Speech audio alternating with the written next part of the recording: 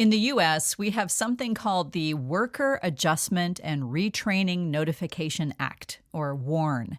It requires employers with over 100 full-time employees to provide a 60-day notice for big layoffs or plant closings. I'm recording this at the end of June, and WARN notices have already been filed that will affect 243,000 people in 2026. The real number of layoffs will be higher since it doesn't include forced retirements or small layoffs dribbled out over time.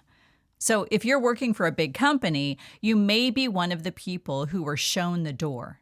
Today, I'm talking to the people who stayed and who aren't sure how to feel about that.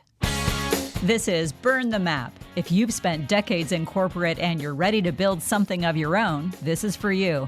I'm Shelley McIntyre, and I help people make this transition. Let's go.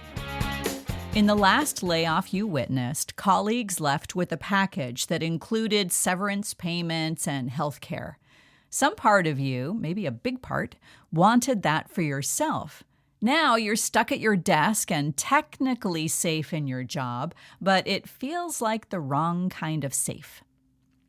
The options in front of you aren't great. You can quit and walk away with nothing, stay miserable while you wait for the next round of layoffs, or raise your hand and volunteer to be laid off and risk being declined. You might think of tanking your performance on purpose, then realize it's a faster path to a performance improvement program than it is to a layoff, and a PIP would mean more work for you, not less. So you feel this swirl of envy and bitterness, which is weird because some of the people getting laid off are absolutely devastated. It's a bit like watching a friend end a pregnancy when you've been trying for years.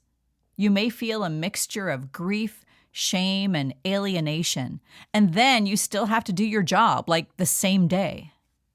You know on the surface that layoffs aren't personal, they're political, and politics can wreck relationships. What kind of conversation do you have with your laid-off coworker?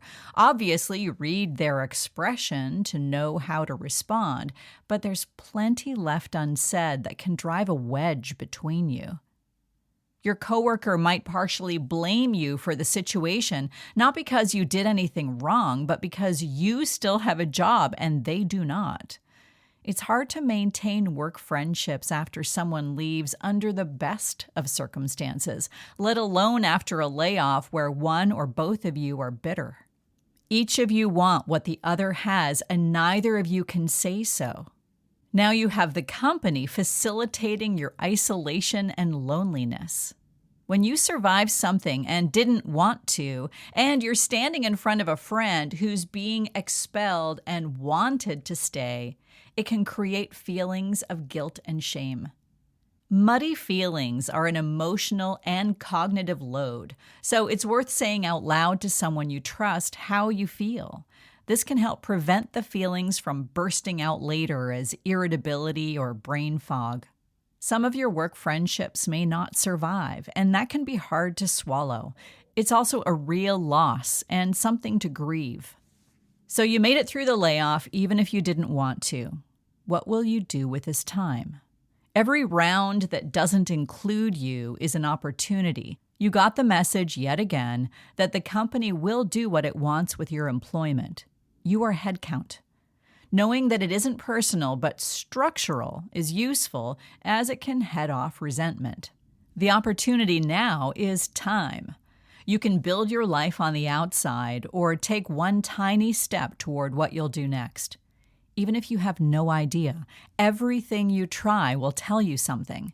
The next round of layoffs may come for you, so use this time as if it will. Being in survival mode can be an energy drain. This is the time to take care of yourself. If you notice that low-grade anxiety settling onto your days at work, remember that a way to combat that feeling is to take actions that you can control, and that is what you might do next. What if you could start divesting from the idea that a career is one job at one company that swallows all of your waking hours?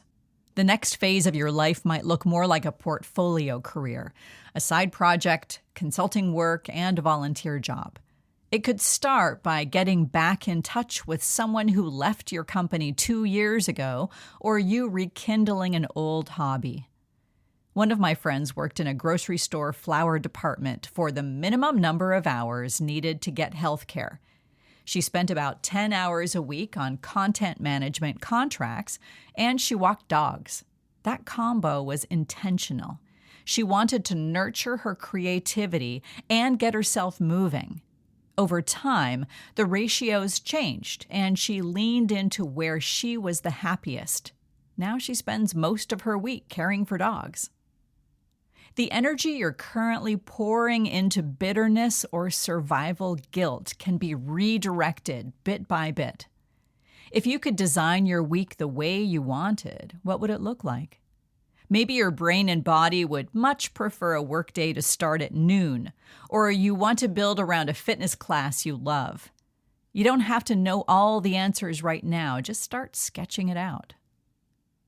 Your name didn't get called in this round of layoffs. It isn't a commentary on the value you bring to the company, nor is it a guarantee of job security. It's time that you can use to build what comes next. So, what would you do with this window if you knew it was closing? Burn the map. Build what fits. Thanks for listening to Burn the Map. You already have what you need to build something that feels like yours. For more, visit burnthemapcoaching.com. And if this resonated, send it to someone who needs to hear it.